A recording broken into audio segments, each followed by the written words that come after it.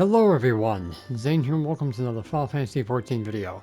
So today I want to go over the things that I do when I log into Final Fantasy XIV every single day. This is to help you guys get some ideas on what you guys can do every day and also help some new players figure out some content that they can enjoy as well.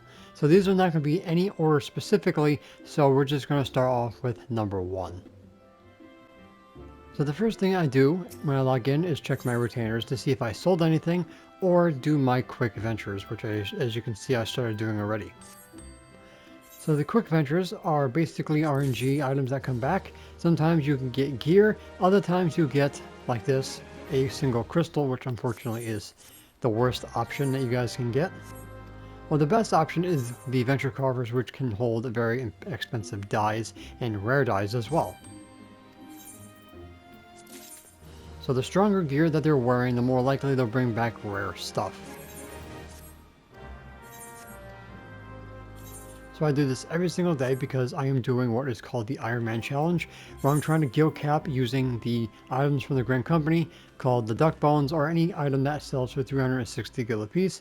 So by doing this every single, I think it's hour, I can get some loot that I can ultimately pass in. That basically comes from dungeons, tomestones, etc. So that's the first thing I do when I log in, is check my retainers. Number 2 is do my Grand Company turn-ins. Because I've been doing the Iron Man Challenge, I need Grand Company seals, so I started doing my supply missions, and then of course gathering missions as well, and then the expert deliveries is where I pass in all the gear that I get from my retainers. Obviously expert deliveries is unlocked at a certain rank. Now at the bottom here, as you can see, the next mission allowance is in 2 hours and 7 minutes, or at 3 p.m. and 11:28, which is the Friday of this recording. You also can check this in the timers section under the next mission allowance. So to make sure that you get these items here and then send them in before the reset, otherwise you're going to get a new set of items.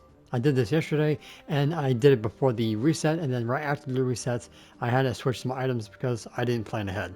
So I was this off by a couple of minutes. So make sure you do this every single day when they're all available. This is great for leveling up your crafters and gatherers, as well as level up your free company, because as you turn in these items your rank will increase, and your free company creditors right next to the star is where you get your points. So that's very, very important. Plus, if you talk to your quartermaster as you level up in your Grand Company as well, you guys can get all these precious items that you guys can make and gil with. And these are the items that I use for my Iron Man Challenge, which I advocate every single time I make a Grand Company seal video. So that is going to be number 2. Number 3, and I used to do this because it was current at the time, but doing your tribal quests for battle jobs, or crafters and gatherers if you have the allowances. So you can use this to level up your battle jobs, make a little bit of gil, get some tomestones for your weekly cap, as well as level up the Pelu Pelu with their relations. And you'll get these items here, which are going to be their currencies. The reason why you should be doing this is because you guys can get materia. Battle materia is going to be relevant again because in 7.4 we get the last tier of Savage, or the raid. So materia is going to be helpful again, so you get 1 grade 12 every 2 days and 1 grade 11 every single day. So you want to stockpile these currencies to get this materia, plus you have other rewards you guys can get. So this is something, like I said, I used to do, but I should probably be getting back into it. This way I can stockpile more materia. And this is going to be for whatever expansion that you're in. Try to get the tribe quests that do battle jobs unlocked. The Pelu Pelu, just do the 7.0 main story quest, and then you'll find the Pelu Pelu near the summoning board area in Tulal. Next is checking on my submarines. Now I'm not going into full detail about submarines. The only thing I want to tell you guys is that you need a free company house, and of course money to get a free company workshop. This is a gil sink and a time sink to get your submarines taken care of. Ultimately, you're going to be doing what we like to call the salvage farming, which basically gives you a crap ton of gil for the gold and a little bit of from the silver. You have necklaces, you have rings, you have bracelets, and you have earrings. So the gold ones are going to give you a crap ton more gil. Now what you get is still going to be RNG, but the areas that you're going to go to are going to be specific to getting these items. So the higher your stats are, the better chances of you can bring this back. So surveillance, favor, There is speed, so the faster the speed is, the most likely you'll have less time to wait for your submarines to come back, and stuff like that. So you're going to have to deal with this for a very, very long time before these suckers become valuable and helpful. So just going through my logs here, as you can see, they'll come back with junk or they'll come back with salvage necklaces. So the rating of SS is the best rating, plus the experience, but you most likely are still going to come back with crap if the stats aren't high enough. You also need to repair the machine parts that break down, which requires dark matter clusters, which are gatherable from unspoiled nodes, as well as the dark matter 6 materia, which is used to repair your own gear, which you need a crap ton of those, which you can easily just buy with Gil, or from your Grand Company, or from wolf marks from the PvP. So yeah, basically this is one of the things that I do to make a crap ton of Gil, because my submarines are taken care of. You only can have 4 going at one time, so you can't mix and match with your submarines and airships. Hopefully in the future, that personal housing will have free company workshops like they said they would ultimately implement, but I wouldn't hold my breath. Number 5 thing that I do every single day is my roulettes. Expert, leveling, high level, leveling, trials, normal raid, mentor, and frontlines. I do now start doing guild tests because I forgot they give you Grand Company seals. And these will give you rewards for the first time bonus if you do it before reset, if you forgot the day before, or after the reset, which is going to be determined by the region that you're in. For me, it's going to be 10 a.m. reset because I'm on the East Coast of the United States. Okay, so leveling will also give you the materia clusters for when you do the adventure need. You can do this continuously as long as you're the adventure need, which you can tell on the right side of the duty, which is right here. And these will switch periodically, so keep that in mind. I don't do alliance because it might take too long, as well as main scenario because of the cutscenes, but I basically do everything else, by myself or with my free company, depending who's on. Side note, if you forget to do your roulettes from the day before, you do have until the reset of the next day to do the ones from the day before, so make sure that you do them, because if you're in the dungeon and the reset happens, you lose the previous day because you forgot, so keep that in mind.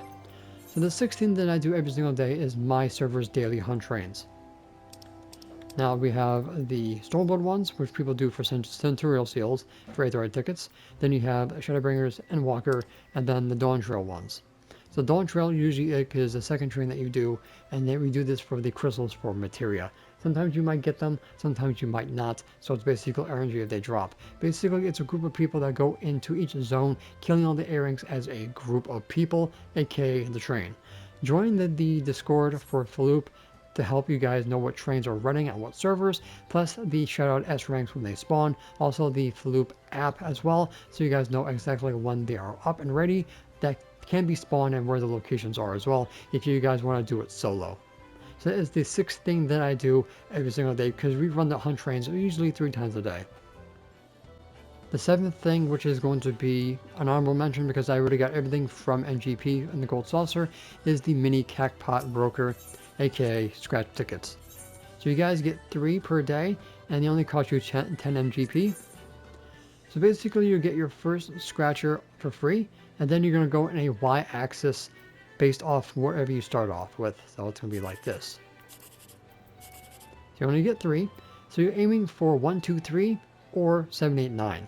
So here we have the best of both worlds, but unfortunately we're trying to go for the 6, so ultimately we're going to go for this one.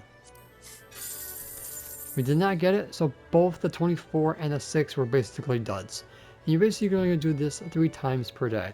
As you can see, the other 2 tickets was 1080 and 144.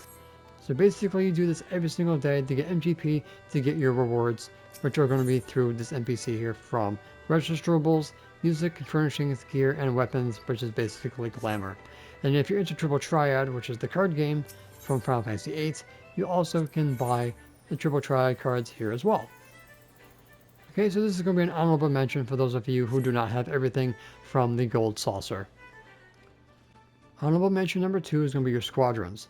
This is unlocked after getting second lieutenant in your Grand Company and then unlocking the challenge log, which you need to do these to get the NPCs for your squadron. So the missions that you do can be done once per week. Each mission can be done as long as you have enough days to do them. The priority is once per week, but these routines you can do all of them. So you only can choose one of these missions to do per week. So on the right you have mission affinity, which is going to be RNG. And then you have the chemistry to the right, which is going to be RNG, and they'll only be given as you do missions with your squadron. Okay, so if you have a mission affinity, the chemistry of the NPC that it applies to will be 100%. So in this case, my Conjurer has a 100% chance of bringing back Crafter Scripts because she's a healer. If there's no mission affinity, then they do not have a 100% chance, but you still have a chance of getting their chemistry because they have percentages tied to them. So now they have a 20% chance of bringing me back Crafter Scripts, and my other Conjurer has a 40% chance of bringing me back Gil. You also have to train them as well to make sure that they're able to finish the missions, because if their stats are lower than what is required, there's a chance for them to fail, and you have to use Grand Company Seals to do those missions. So you only have 3 daily missions or trainings that you guys can do, and once they reach a certain rank, you only have the ability to swap stats around. So keep that in mind. I have a video on all about the squadron system, so if you want to check that out, you can. And the enlistment papers is where you'll find the NPCs that will pop up when you do challenge log missions, which is still RNG as well, but there is a pamphlet that you guys can use to increase the chance of that happening. You also can change the glamour of your NPCs here, but you do need glamour prisms to change what they are wearing. So you can make them as scantily clad as you might like. Okay, so that is going to be honorable mention number 2.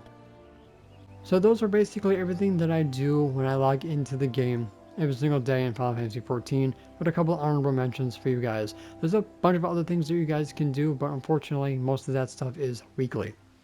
Alright guys, so that's pretty much going to be it for this video. Thank you guys so much for watching. Don't forget to check out the rest of my channel for more Final Fantasy XIV content, and I will see you guys in the next one. Take care. And that's it for today's video. Thank you guys so much for watching. Don't forget to leave a like, comment, and subscribe to my channel if you're new for more Final Fantasy XIV content and help with the YouTube algorithm. If you guys want to support my channel even further, consider becoming a YouTube member, Patreon supporter, or help me on Ko-Fi. The links for those will be in the description down below, as well as my Discord. And the extra special shout out to the members on screen. So until next time, may you forever walk in the glorious light of Lord Bahamut, and always remember to keep forging